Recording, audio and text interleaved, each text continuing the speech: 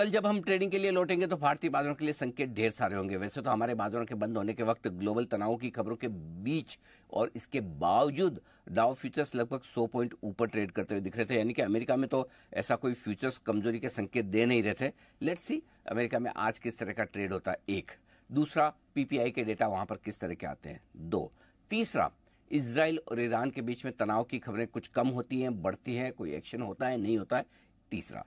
चौथा, आज के सेशन में जो कमजोरी हुई है उसमें एफआईज ने कितना बेचा है, जोर से बेचा है या थोड़ा, बिकवाली का दबाव ज्यादा है या खरीदारी का अभाव ज्यादा, ये देखकर हम डिसाइड करेंगे कल हमें खुलना कहाँ है। और इन सब के संकेतों के बाद हम अगर कमजोरी के संकेत मिलते हैं तो अगला सपोर्ट जो है निफ्टी के लिए वो है 24,075 की रेंज का। ये आपके लिए सपोर्ट का काम करेगा। फ्रेश कमजोरी आपके लिए 24,000 के नीचे होती दिखेगी।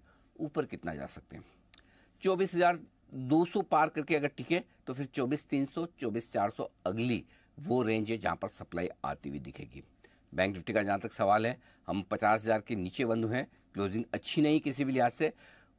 49,650 ये आपके लिए एक छोटा सा सपोर्ट लेवल है जहां तक बैंक निफ्टी पिछले फॉल में, पिछली गिरावट में वहां तक पहुंचा था और वहां से हमने रिकवरी लगभग 50,800 तक की देखी थी। एक बार फिर से हम 1000 पॉइंट वहां से कमजोर होकर आ गए। अगर 49,650 के नीचे बैंक निफ्टी ट्रेड करता है तो फिर अगला सपोर्ट लेवल 49,350, 49,500 का होगा। 49,350, 49,500 ये सपोर्ट का काम करेगा। ऊपर कितना जा सकते हैं, 50,275, 50,475 अब बैंक निफ्टी के लिए होगी रुकावट की रेंज और उसको पार करके आगे जाना होगा। मुश्किल इस रेंज में आएगी आपको प्रॉफिट बुकिंग। तो इन सारे लेवल्स पर नजर रखते हुए आपको ट्रेड करना है। मिड कैप स्मॉल कैप शेयरों का जहां तक सवाल है, अगर दिग्गज ठीक हुए तो ठीक, नहीं तो अगर ग्लोबल टेंशन के बीच में ये थोड़े से सुस्त रह सकते हैं तो फिलहाल वेट एंड वॉच वाले मूड में ज्यादा रहें।